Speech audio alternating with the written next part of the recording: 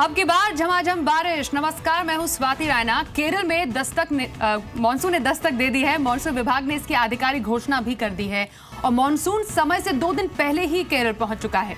मौसम विभाग के मुताबिक 15 दिनों तक बारिश की रफ्तार तेज रहने की संभावना है।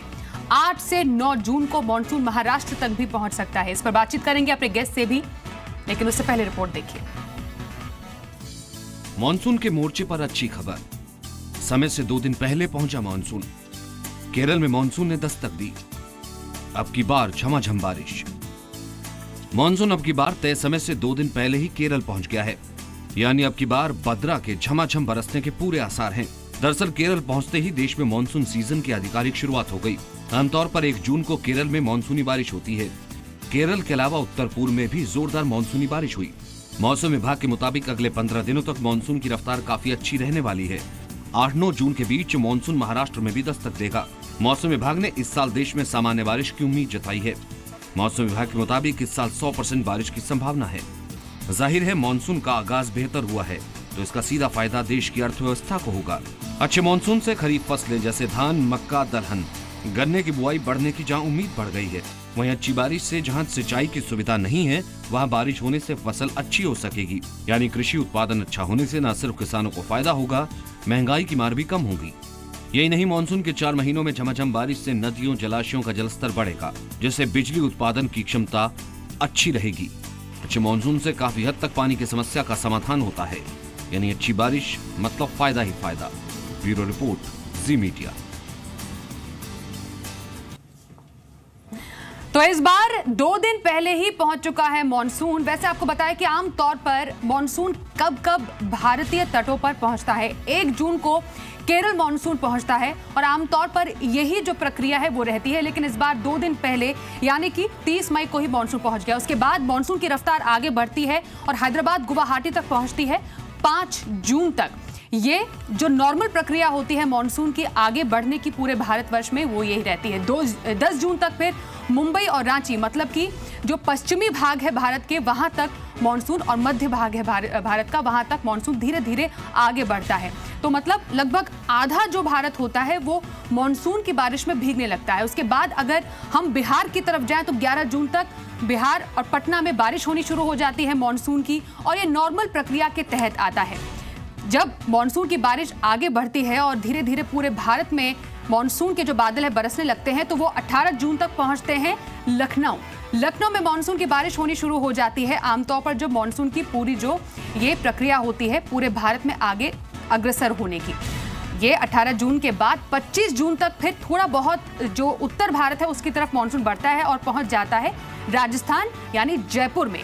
25 जून से जयपुर में मानसून की बारिश होनी शुरू हो जाती है। फिर दिल्ली, जहां पर हर किसी को बारिश का इंतजार रहता है, 29 जून तक दिल्ली में मानसून के जो बादल है वो बरसने शुरू हो जाते हैं। मतलब उत्तर भारत तक मानसून पूरी तरीके से आ जाता है। और 1 जुलाई में जो श्रीनगर है और जैसलमेर, मतलब कि टॉप मोस्ट जो जगह है भारत की, श्रीनगर, जम्मू एंड कश्मीर, वहां पर मानसून 1 जुलाई तक पहुंच जाता है। तो ये तमाम प्रक्रिया है मानसून के आगे बढ़ने की। लेकिन इस बार अच्छी खबर यह है कि 2 दिन पहले ही मानसून पहुंच चुका है। तो ऐसे में उम्मीद यही जताई जा रही है कि जो मानसून की रफ्तार है आगे भी धीमी नहीं पड़ेगी। इस पर और बातचीत करने के लिए मेरे सहयोगी मृत्युंजय कुमार झा मेरे साथ है।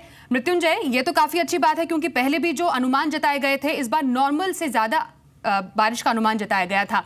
अब 2 दिन पहले जब बारिश मानसून पहुंच चुका है तो ऐसे में अच्छी खुशखबरी है। बिल्कुल स्वाति, और मानसून के मोर्चे पर यह बेहद अच्छी खबर है।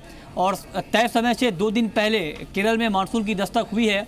और आज हमने मौसम विभाग से बात की, उन्होंने साफ तौर पर यह कहा है कि अगले 15 दिनों तक मानसून की रफ्तार काफ़ी बेहतर रहने वाली है। यानी 8 से 9 जून के आसपास मानसून महाराष्ट्र पहुंचेगा और उसके बाद देश के बाकी हिस्सों में मानसून इसी तरह से आगे बढ़ता जाएगा। मानसून खरीफ क्रॉप के लिए जुलाई का महीना सबसे अहम माना जाता है खरीफ की बुआई के लिए। और जुलाई में भी अब तक जो अनुमान है मौसम विभाग का, उसके मुताबिक जुलाई में भी इस बार अच्छी बारिश होगी।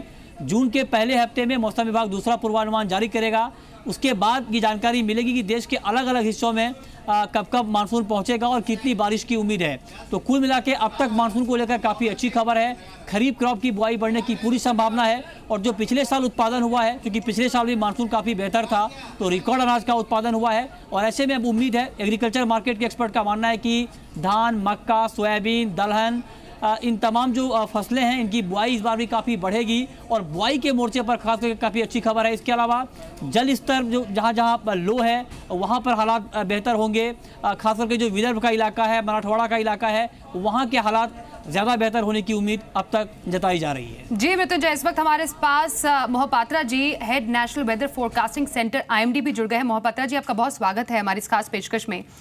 केरल में मॉनसून दस्तक दे चुका है, 2 दिन पहले ही मॉनसून आने से आपको क्या लगता है आने वाले टाइम में कैसा इंपैक्ट देखते हैं आप?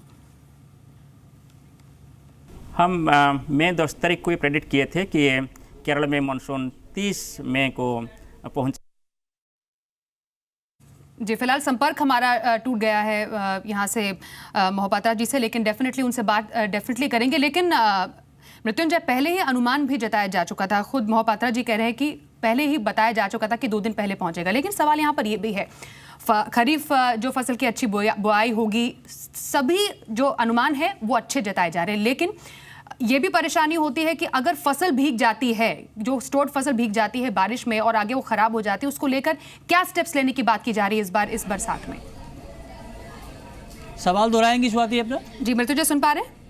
जी जी जी जी, एक और परेशानी ये रहती है कि जो फसलें खराब हो जाती है, जो स्टोर्ड फसलें होती है बारिश की वजह से जो पड़े खराब हो जाती है, उनको लेकर क्या कुछ स्टेप्स लिए जा रहे हैं?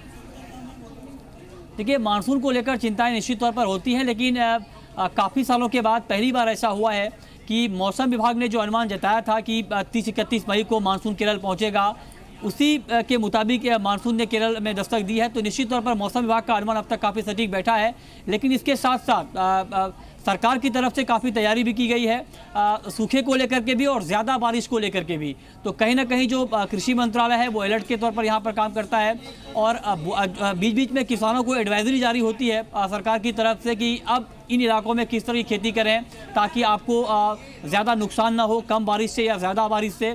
तो कुल मिला के एहतियातन कई कदम उठाए जाते हैं जिससे आगे आने वाले समय में कुछ राहत मिलती है। जी, मोहपात्रा जी इस वक्त हमारे साथ एक बार फिर से जुड़ गए। मोहपात्रा जी, केरल में मॉनसून समय से पहले आ गया है, तो समय से पहले पहुंचने से क्या नॉर्मल बारिश की इस बार पूरी संभावना बन गई है? नॉर्मल ऑनसेट मानसून के साथ मानसून परफॉर्मेंस का ऐसे कोई 1-to-1 रिलेशन नहीं है, मगर फिर भी हमारा जो fast stage long range forecast issue किया गया अप्रैल महीना पे, इसके हिसाब से हम लोग normal monsoon rainfall for the country as a whole expect कर रहे हैं। और हमारा जो सेकेंड स्टेज मानसून फोरकास्ट है वो माने नेक्स्ट वीक में आएगा। इससे हम स्पेसिफिक जोग्राफिकल रीजन्स के लिए सीजनल रेनफॉल बताएंगे और स्पेसिफिक मंथ्स के लिए जैसे जुलाई एंड अगस्त के लिए कंट्री का रेनफॉल बताएंगे। जी, सेकेंड फोरकास्ट आएगा, लेकिन 1 महीने के बाद लगभग उत्तर भारत में हम देखते हैं कि जो मॉनसून है आगे बढ़ता है। तो उत्तर भारत के लिए अभी अगर फिलहाल पूर्वानुमान की बात करें तो कैसा है, कब तक मॉनसून पहुंचेगा?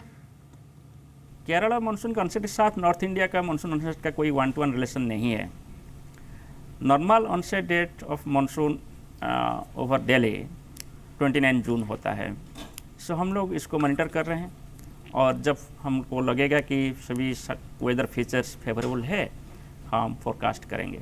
जी जी, मोहपात्रा जी बने रहिए हमारे साथ। मृत्युंजय, एग्री एक्सपर्ट से आपकी काफ़ी बातचीत हुई होगी, ये तो अच्छी खबर है कि मॉनसून अपने तय समय से पहले आ चुका है और फसलों के लिए अच्छी खबर है। उनका अपना कोई कंसर्न है?